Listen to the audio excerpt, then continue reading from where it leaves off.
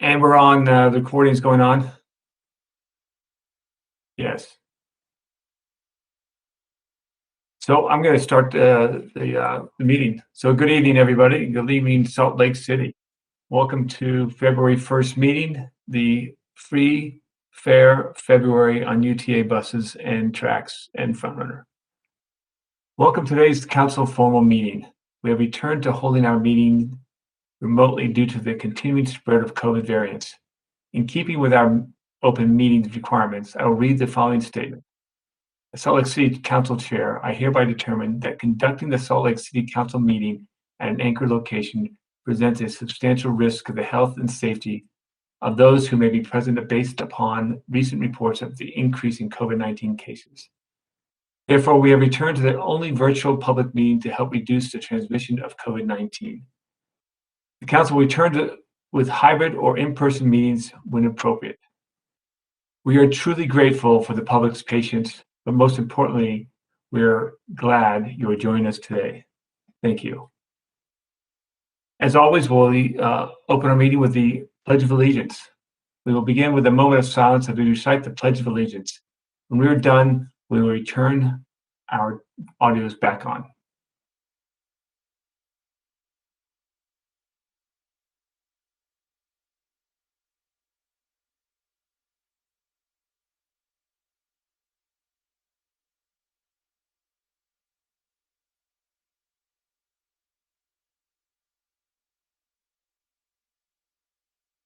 And thank you very much. Welcome to the public meeting rules. For the public comment opportunities today, we are accepting your comments through WebEx. For those who only option is to call in, staff will be monitoring a separate telephone line.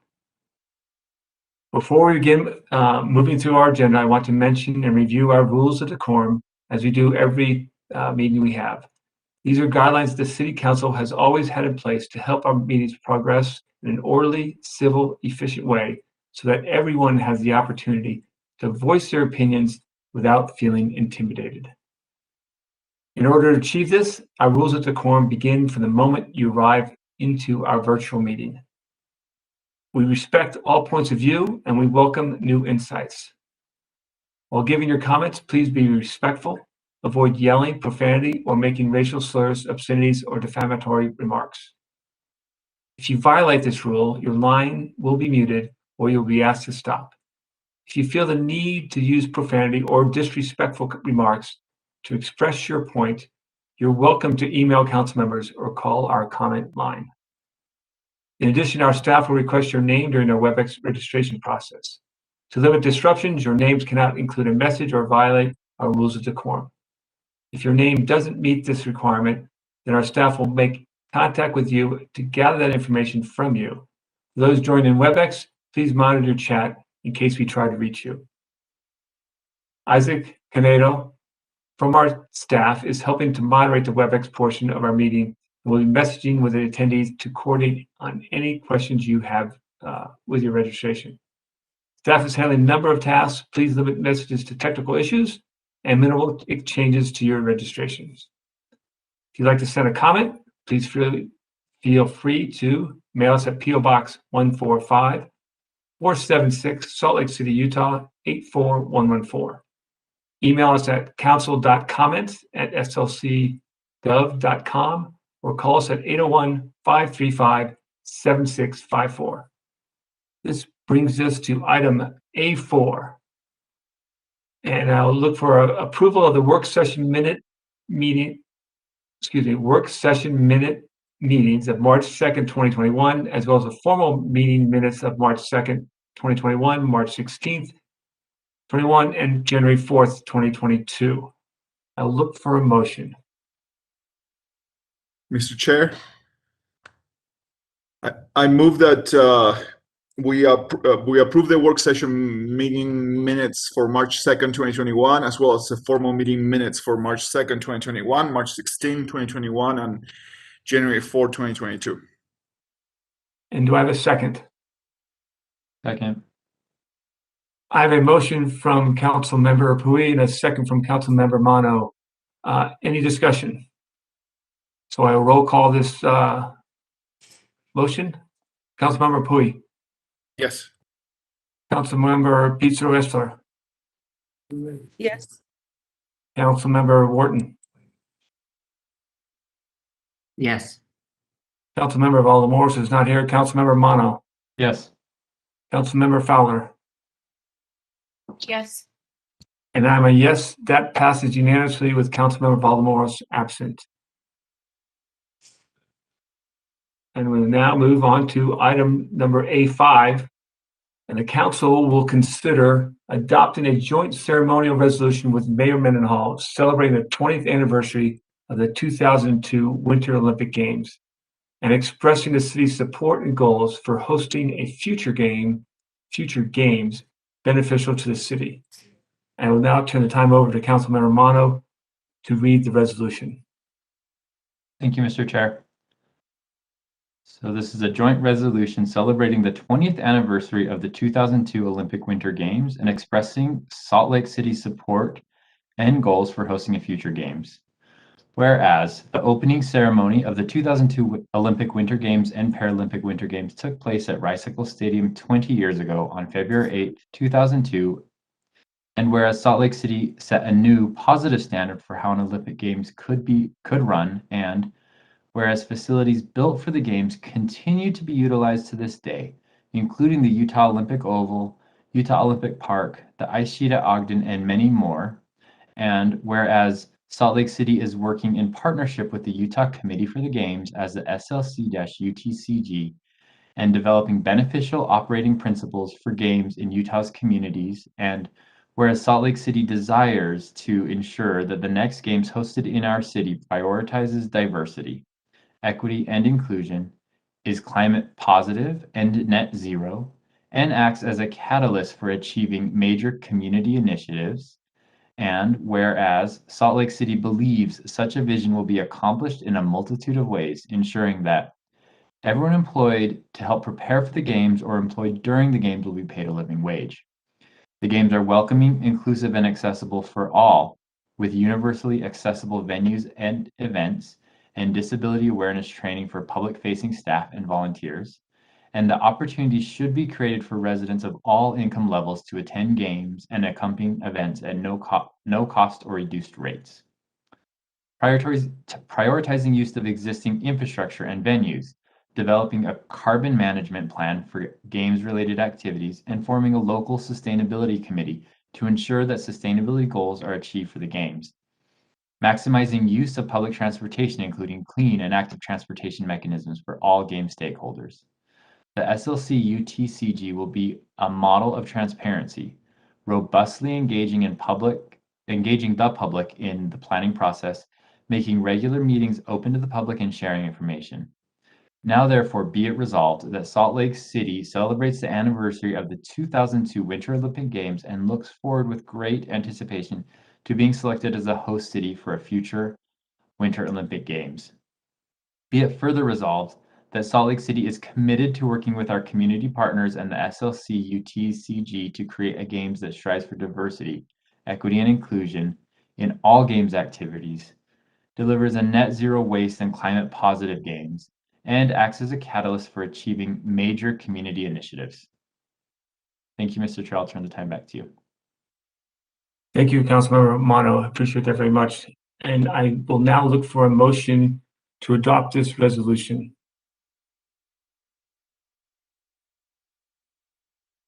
Mr. Chair, I move that the council adopt this resolution. And do I have a second? Second. I have a motion by Councilmember Wharton and a second by Councilmember Mono. Any discussion? All right, I'll roll call this. Councilmember Fowler. Yes. Councilmember Mono. Yes. Councilmember Wharton. Yes. Councilmember Pete Sereshler. Yes. Councilmember Pui. Yes. And we have Councilmember Valdemar says absent. I'm a yes. Also, that passes unanimously. And I appreciate that. And I also want to welcome Catherine Rainey Norman. And I will read this out, the chair of the Salt Lake City, Utah Committee for the Winter Olympics and a 2002 Olympian. So welcome to our meeting. And the floor is yours if you want to talk about the resolution. Well, first off, I just want to say thank you. It was an incredible opportunity back in 2002 to have the honor to represent our country, and now to be involved in the process of trying to bring it back here to this amazing state and amazing city. I moved here after the '02 Games to be a permanent resident and call myself a Salt Laker. And it's just been absolutely amazing to see the transformation that this city has undergone.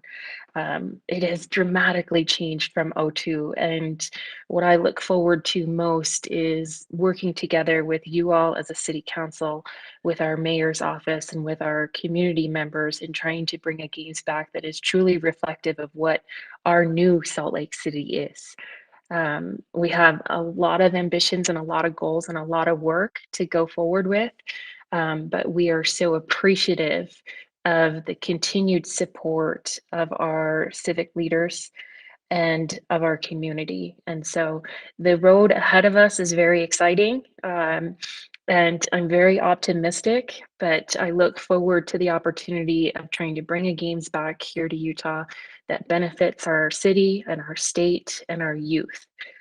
You'll hear me quite often talk about the power of sport, and I've seen it hand in hand to see athletes, young kids participate in our sport in our venues that we had left over from '02, and they go on to be remarkable individuals within our community.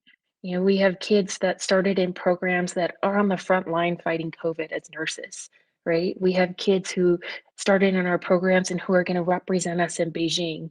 And it's just this beautiful blend of trying to use the goals and ideals of sports to help make them great members of our community. And whether that's on top of a podium or it's giving back, we have a tremendous opportunity here. So thank you very much for your support, your continued input, and looking forward to the coming years. Thank you very much. And thank you for your leadership and your mentorship with these young athletes and your passion for bringing the Olympics back to Utah in the future years. So thank you very much, and I look forward to more discussions. Have a great evening. We're moving on to the public hearings. And again, where's my page there? I keep on missing it there. We'll now begin our public hearings. Taylor Hill on our staff will be calling the names of those who wish to comment and unmute their lines. Once we open public comments, Taylor will announce 3 names at a time so that people can have some notice and be prepared to speak. When it's your turn to speak, Taylor will say your name, unmute your line, and you may begin. Please state your name and the 2-minute timer will start. At the 2-minute mark, the host will announce time and your microphone will be muted. If you are unable to finish your comments, please refer to your chat screen. Our staff will post our contact information. If you do not wish to speak, please message our staff to let them know, or when the host states your name, please let them know that you are here to listen.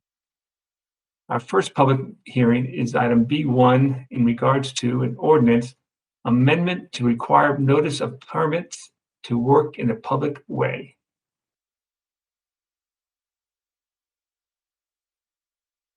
Now, before we get our open comments, I'm going to turn the time over to Nick Tarbett with the council staff. Thank you, Mr. Chair. These proposed changes were requested in response to numerous constituent inquiries about the lack of notice on certain utility construction projects. Last year, the council directed staff to work with the administration to include the following changes in this draft ordinance that is currently being considered. That would include underground work as part of the notification requirements. That notification should be provided before obtaining the permit. Proof must be provided as part of the permit application, but the applicant is responsible to provide that proof and specific requirements are outlined of what would go on that public notification. In addition to public comments the council may hear tonight, you've received a few emails that we have forwarded to you. Staff has been meeting with some stakeholders for some potential revisions that we will be bringing to you for your consideration as part of this. Thank you. Thank you, Nick. And Taylor, we'll start with our first public comment. Thank you, Council Chair. It looks like we have 6 people here to speak to this item. The first of which will be Melissa Reagan, followed by Mclean Drake, and then Mark Schultz. Melissa, you're now unmuted. Great, thank you, Mayor and council members. We appreciate the opportunity. My name is Melissa Reagan. I am an attorney at Sherman & Howard, 675 15th Street, Denver, Colorado, and we represent Verizon Wireless. Our comments tonight, we'll keep them brief. We've submitted our letter. The city, we appreciate, we've continued to work with the city engineering staff, the city attorney's office on this. And recently we met with Verizon representatives, met with the city engineering staff, and it's our understanding that the engineering staff is going to be handling the notification component of this. And if that is the case, Our comments to this are pretty brief. We don't object to it being provided prior to the application, et cetera. We would just ask that the ordinance be revised to kind of clarify who is actually responsible as it reads right now in paragraph section 14.32.036A, and that subsection C or 3, it's not clear whether the applicant has to provide the notice or the city is going to do that. And we'd ask that the city clarify that part of the ordinance if in fact it is going to provide the notice.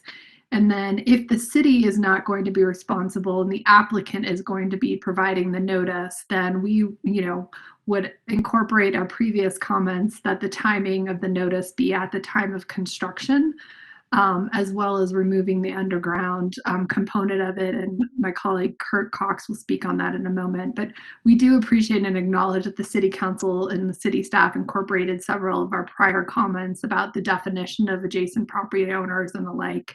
And we'd ask you to consider those comments in our letter. Thank you very much. Thank you, Melissa. Next, we will hear from Mclean Drake, followed by Mark Schultz, and then Nigel Swaby. Mclean, you're now unmuted. Thank you. Yeah, my comments, I represent First Digital Telecom. I actually do all the permit managing over at First Digital Telecom.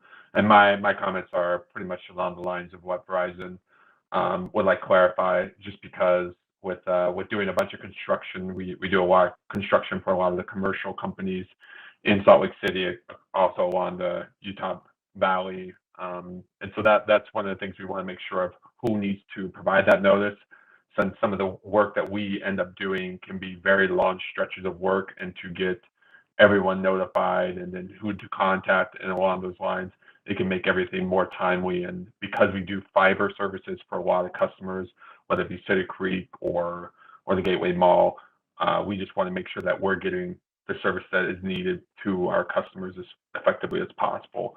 So yeah, as long as we have some clarity of what that would look like, if it is needed to be required by us, that would be much appreciated.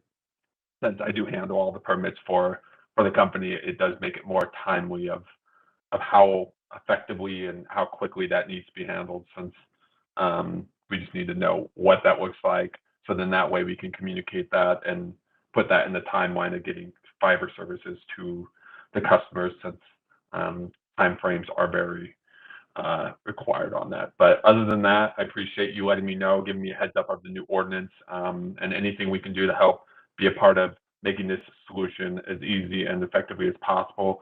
Please feel free to reach out. Let me know if you have any other additional questions, and I appreciate you having me and letting me speak.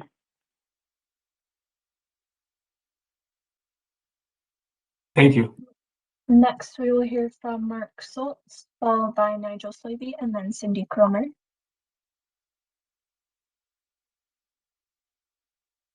Mark, you're now unmuted.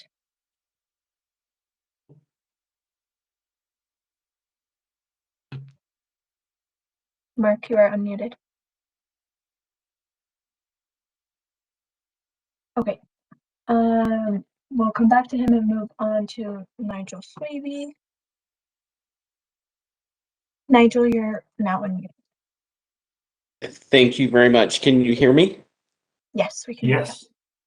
Wonderful. Good evening, council members. My name is Nigel Swaby. I live in the Fair Park neighborhood, and I am here tonight to speak in support of this ordinance. I've actually had a negative experience with a telecom provider who, unbeknownst to me, one day decided to do construction in my park strip, and I had no recourse. I believe that since resident property owners are responsible for maintaining the park strips, that it's only fair that if there are changes made to them, that they should have proper notice, so coordination for landscaping and other matters can go on. This is an issue that impacts us on the west side a lot, because we have very big park strips in many of our neighborhoods. And so I'm happy that this ordinance is moving forward, and urge you to vote in support of it. Thank you. Thank you, Nigel. All right, and now we will hear from Cindy Kromer, followed by George Chapman, and then we'll circle back to Mark Schultz. Cindy, you're now unmuted. Hi, everybody. Cindy Kromer here. The most important point of my comment tonight is the tremendous waste, the unnecessary aggravation attached to work in the public right-of-way when nearby property owners are not notified. The property is public. The city holds it for the greater common good and should be required to notify people most affected by the construction. On November 4th, 2020, I returned from volunteering in Memory Grove to find that a contractor for Google Fiber had torn out the landscaping at my rental property in the 2.5 hours that I was gone. There was a large vault where my plants had been. There had been no notice. The workers did not speak English. I do not speak Spanish. I was actually only speaking in words with 4 letters at that point. It's a universal language. In such circumstances, the sensible thing to do was to call Ellie Hardman in urban forestry, who could tell me where the property lines were. She also gave me the number for engineering. This is a really important point here. I called engineering. The menu option specifically mentioned complaints about Google Fiber. I selected number 5, and my complaint went directly to Google Fiber. Imagine that. There's so many complaints that the city transfers them automatically to the source of the complaint. Soon, there were 6 men huddled in the street trying to figure out what to do about me. One of the 6 had the poor judgment to say, "Well, I knocked on the door this morning. No one answered. It looked like a rental." The 6 were like lemmings, shoving one man toward me. All of this was unnecessary. A requirement for the city for notification would have resulted in at least the opportunity for some cooperation. Thank you. Thank you, Cindy. Now we will hear from George Chapman, followed by Mark Schultz. George, you're now unmuted.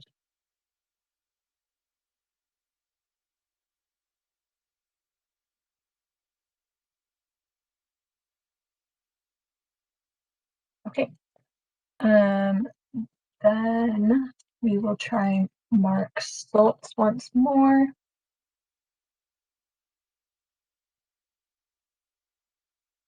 Mark, you are unmuted. Can you hear me? Yes. Excellent. I apologize. Good evening, council members. My name is Mark Saltis. I'm the Assistant Vice President of Government Affairs for Lumen. Lumen is the parent company, the CenturyLink, that provides the high-speed broadband to Salt Lake City consumers and businesses. Thank you very much for allowing me to briefly talk about the council's proposed right-of-way notice requirements. We have been working with staff, Nick Tarbett being the lead, regarding our concerns, and provided a letter suggesting our proposed change. Learning more from staff and understanding the goal of the council, we believe our proposed change keeps the balance of the core concerns by the council members and folks I've actually listened to tonight. Thank you for allowing me the opportunity to speak on this, and look forward to working through this process. Thank you, Mark. And then we had one more person register to speak, and that is Curtis Cox. Curtis, you're now unmuted. Good evening. Thank you. Are you able to hear me okay? Yes. Fantastic. Thank you. The only comment I had on the ordinance for the notice, I have some concern in the timeliness of the ordinance, of the needing the application for the constituents. So if the applicant is required to provide notice before the actual permit is issued, then there can be some confusion on the part of the constituent about when the work is actually going to be completed.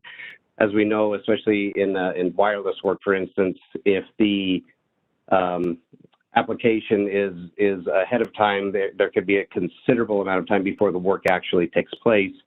So causing some concern on the part of the constituent, which means more calls into the city, calls into the applicant, and there's a lot less clarity. I think that if the applicant were to be able to notice 48 to 72 hours before the work actually starts, then there's more clarity to the constituents, less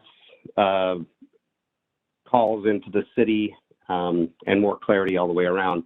My second concern is regarding the underground noticing, because if we're running conduit underground versus above ground work, the conduit underground is usually done by another company. So the constituent could get two separate notices, one for the underground and then again for the above ground work. So I recommend that it be kept to the above ground work, since that's the work that's actually going to impact the constituent in the first place, vice the underground work that's usually done via boring. So there would be two separate notices that also can cause confusion to the constituent as well. Thank you for your time. I appreciate your hearing. Thank you, Curtis. And we will go back to George Chapman once more. George, you are now unmuted.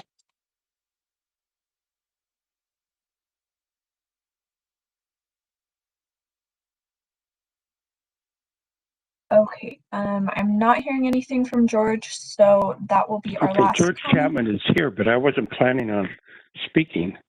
I thought I was calling into the non-speaking line. Okay. Okay, Council Chair, and then that was our last person here to speak. All right, thank you. And thank you, George, for calling into the non-speaking line.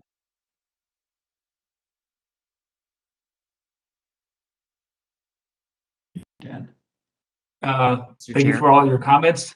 Councilmember Wharton. Can I just take a moment of personal privilege? Yes. This is an ordinance that I've been pushing for going on 2 years now, and I do appreciate the comments that we've heard from some of the people that would provide, or utility providers that this ordinance would apply to. And while I think we should be willing to work through and make the improvements or the tweaks that we need to the ordinance, I would just encourage my colleagues on the council. I don't think we should be willing to go for another year or another several months without having any ordinance in place.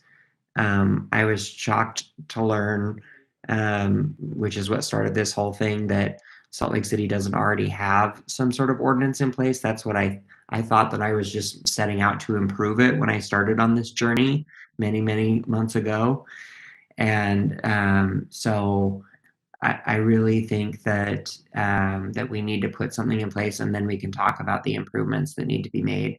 I don't think that either my constituents or any of your constituents, I'm guessing, would want to go through another project without having any sort of notice. So I just encourage you to keep that in mind.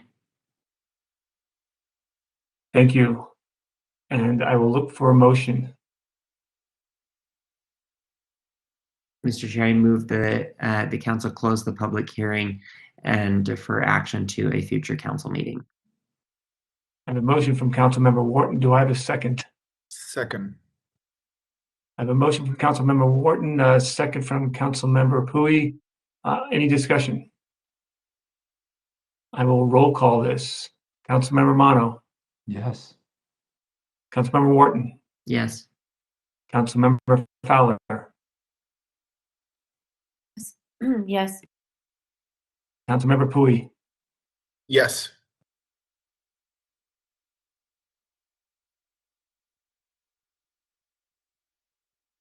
Do I need to jump in? Okay, Councilmember Peter Eschler. Yes. Dan, are you there? Okay. Okay. Everyone. I'm here now. So I stopped on Councilmember Fowler. She said yes. I think the vice chair may have finished taking the vote. Okay. So I was a yes also. So I'm assuming that passed unanimously with Councilmember Valdemoros absent. Good deal. We have no potential action items. And so now we're moving on to comments and questions to the mayor from the city council. Council, any questions for the mayor?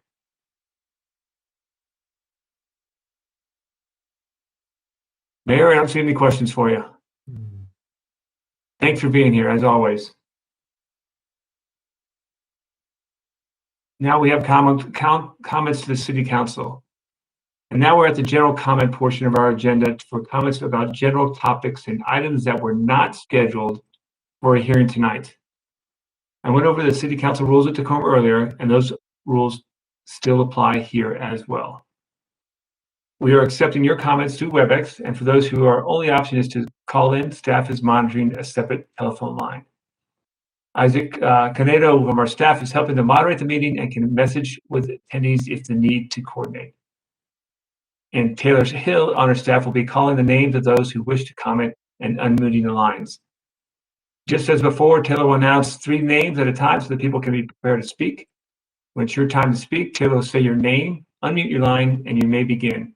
Please state your name and the 2-minute timer will start. At the 2-minute mark, the host will announce time and your microphone will be muted. If you're unable to finish your comments, please refer to the chat screen. Our staff will post our contact information. If you do not wish to speak, please message our staff to let them know, or when the host states your name, please let them know that you're here to listen. As always, rules of decorum apply. Please respect everybody on the calls. No profanity, no obscenities, and deliver your message properly with respect, and we'll hear it with respect. Taylor, I'm opening up to you. It looks like we have 3 people here to speak for general comment, the first of which will be Kiko Jones, followed by Mark Schultz, and then Nigel Swaby. Kiko, you're now unmuted. Yes, thank you. My name is Keiko, and I live near TSA Zone on the west side of Salt Lake City. I have 2 concerns at this time. Number 1 is the master plan.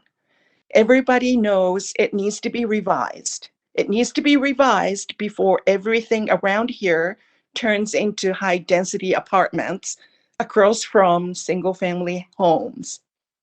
So I implore you, please put a moratorium on all new multi-unit development. And please make the revision of the master plan your top priority. And my concern number 2 is Madison Park. The closure of the park expires in, I think, 5 days. And it's not a good idea to open the park now. We made 3 steps forward, but opening the park now will force us to take 3 steps back. The temporary closure gave the residents around the park some peace, and we need to keep it closed until some improvements are made and we can safely open it. Council members, Victoria, Alejandro, and Chris, you understand my concerns.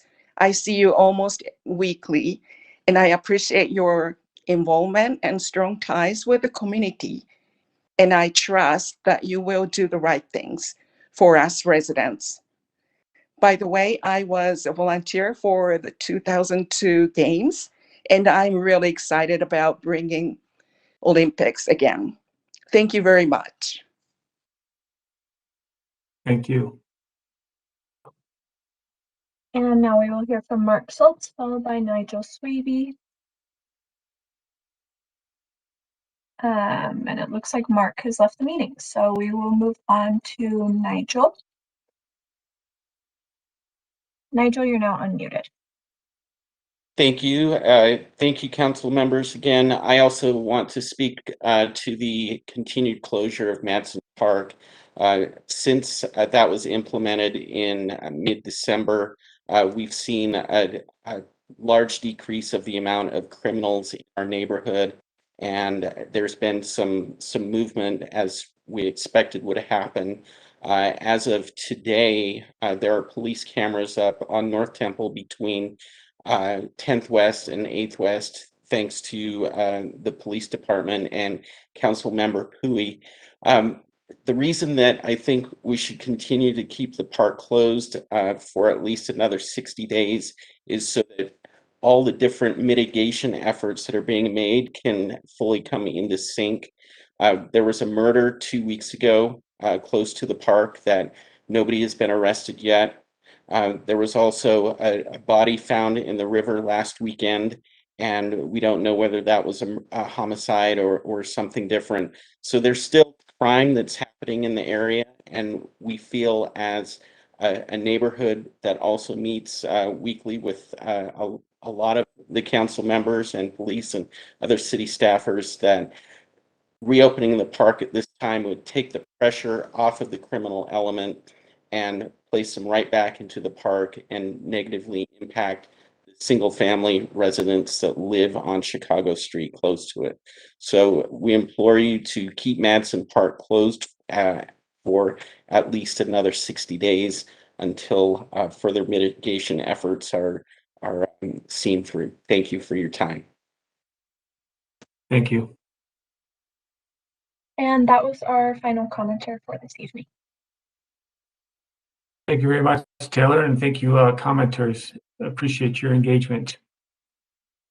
We'll move on to item E, new business, and we have no new business and we have no unfinished business. So that takes us to item G, the consent. And I look for a motion on the consent agenda.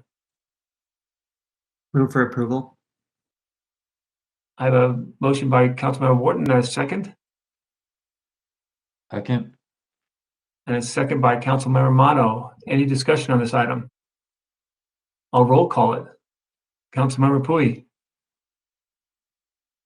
Yes. Councilmember Fowler. Yes. Councilmember Wharton. Yes. Councilmember Mono. Yes. Councilmember Pizzo Esler. Yes. And Councilmember Valdemort is absent. I am a yes. That passes unanimously. And ladies and gentlemen, that concludes our formal session. Wow. All right. Have a great evening. We're adjourned. Good night.